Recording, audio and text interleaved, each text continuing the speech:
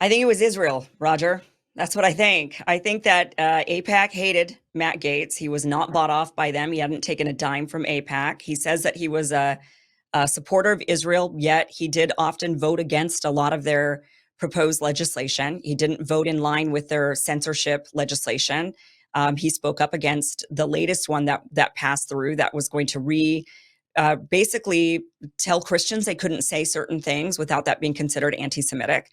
So we stood up for free speech, true free speech, even in the face of Israel. And one thing I noticed about all of the people that have been nominated, including Tulsi Gabbard, who was a friend of mine, who we've had a falling out. But one of the things that I have criticized her over was her switch on Israel.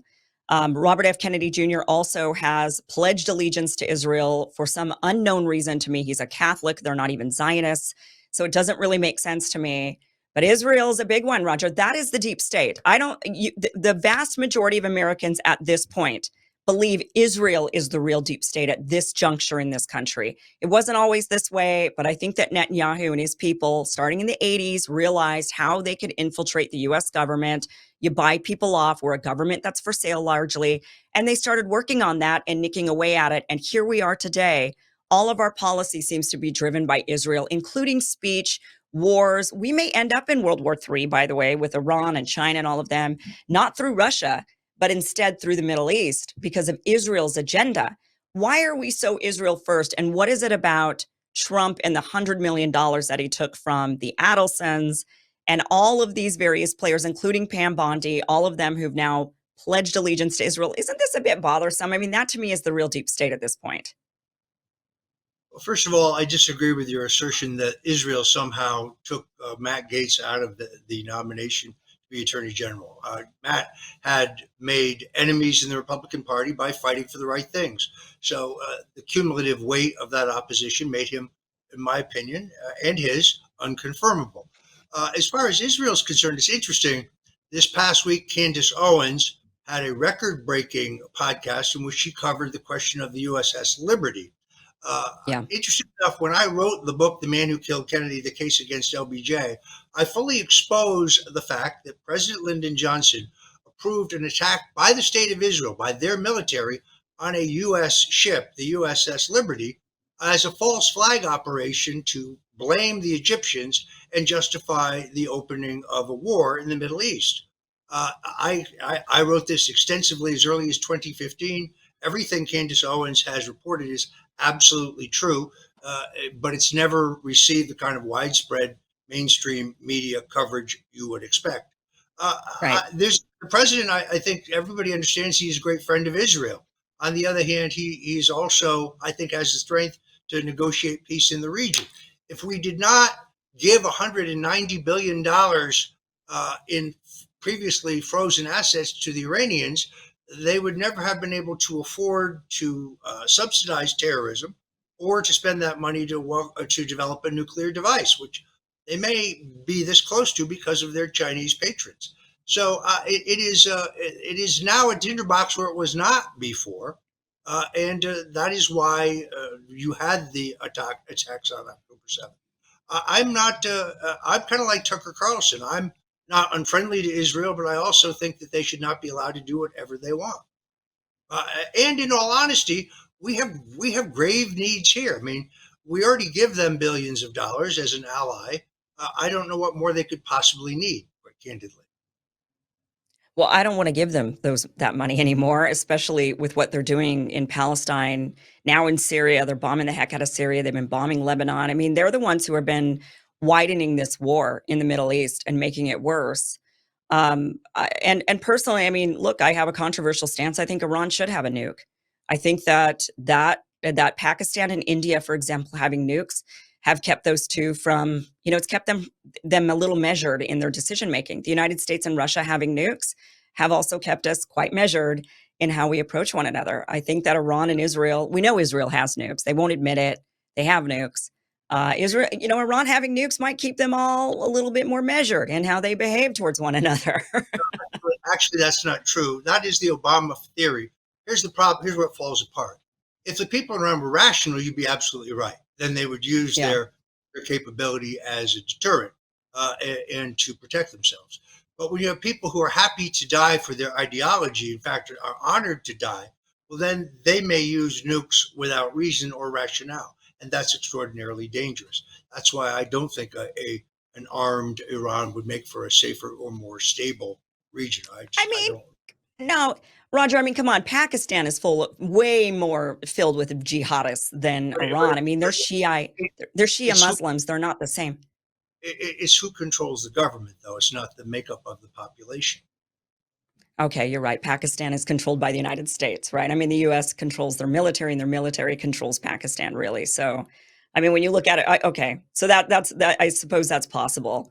I mean, this is this, Or I, this is the vision of Barack Obama. So Trump has extraordinarily harsh sanctions on Iran, and they're yeah, basically broke. Not even the Chinese, their patrons, will buy oil from them.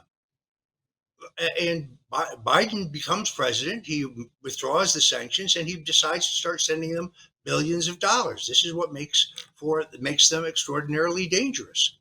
Uh, I think our situation was much better under the sanctions. I imagine Trump will put them back on. okay, but what are we going to do about Israel's influence in our government? What are we going to do about this, Roger? I mean, they got the influence on all sides. APAC is spending gobs of money. There's forces outside of APAC, like the Adelsons, who spend also a lot of money buying off our politicians. What are we going to do about this? I would argue that in the today's modern Democrat Party, that those who are pro-Palestinian have an enormous amount of political power, and they were able, for example, to veto the selection of Josh Shapiro. Not that I have any great love for him. In fact, I've had it up to here with Josh Shapiro. Get it? Right.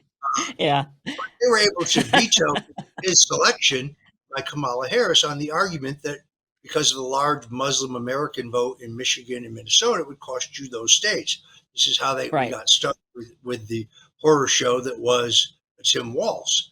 So and the fact that you have members of Congress who are very hard line that no other Democrat will denounce. Uh, I think that it would be a mistake to underestimate the fact that they have taken control of the party of Harry Truman, the president who founded Israel. Can find no support for Israel in that party today. That president he only supported Israel because they were sending him letter bombs. They were threatening him. They were trying to kill him. I mean, this is a terrorist nation that has literally terrorized the British, the Americans, killed Americans, and continue to terrorize us today. They're no ally to ours when they're controlling our government and making us a puppet. I think, and you're a smart guy, Roger, and you've always been at the forefront, I think, of where the Republican Party really truly is. There's quite a few of you who've really been, I think, the brilliant minds behind moving the Republican Party in the direction that it is in today. But I'm telling there's a real movement. Candace Owens being, anti-Semite of the year. She just got that award from the all right, she won the award. That was very But entertaining. yeah, right. Congratulations to her, Mazel Tov. But there is a real, the people, the voters have now shifted. The Ben Shapiro's of the world do not have the power anymore. It's the Candace Owens, it's the Dan Bilzerians. There's a lot of voices out there now who are in the Republican voting base, and they've had it with Israel. And if the party doesn't shift going forward and say we have to truly be America first, not Israel first, I just don't know where this party go. I don't think that the party leadership can gaslight the voting base anymore on that one particular issue. And yet I they think still do. President Trump's support for Israel, I think, is pretty well known, and what you say is not reflected in the most recent election returns, where he won a sweeping mandate. So, Well, he didn't win because of Israel. I don't think he won or lost, or the Democrats won or lost because of Israel. I think it but, was the but economy. but your argument here is that if he doesn't, if things don't, if the party doesn't change its views on Israel, that they will be destroyed. I'm not sure that I agree with that. There's no evidence of that in the recent elections. So yeah, I mean, I'm for free speech. I like the idea of people criticizing Israel and some of the things that they do. I've criticized them myself in one of Right. my New York Times best-selling books, as I just pointed out. So I do think that that is healthy. On the other hand, Trump has been pretty forthright about where he stands on these issues. Look, I think he needs to be given credit for the Abraham Accords, for example. I think this was a brilliant piece of diplomacy that no one thought possible. It made for a more peaceful region. Just using I that think as an it example. led to October 7th. I mean, I think that's what triggered the Palestinians to lose even more hope and feel like we have to move forward with something more drastic in order to gain human rights. I mean, honestly, I've been over there. I've been over to the West Bank. I've seen it with my own eyes. How the Palestinians are treated by the Israelis. It's atrocious. I mean, they're not treated with human I can, rights, just I can, basic human I can rights. I can honestly say I haven't visited that. So I've certainly seen those media reports, never seen it with my own eyes. Look, I'm Yeah, not it's an expert. I'm not an expert on the Middle East. I do know that Trump is going to try to achieve peace in both regions. I think right. in Ukraine, I actually think, go back to something you said earlier, I think Putin has actually been amazingly restrained. It's almost like he's waiting for somebody with whom he can negotiate. This isn't good for him. Yeah. This war is grinding on, and it is killing and costing millions to both countries and to us. Now, people do need to understand that these huge billions of dollars that we vote for Ukraine, some of that money gets to Ukraine, where a lot of it is, of course, stolen.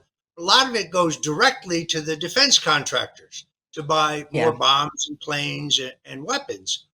So we're feeding, the deep state is feeding, its financial wing, as it were, which is why they must always have war. Thanks for watching this clip from the full Kim Iverson show. If you want to watch the full show, visit KimIversonShow.com.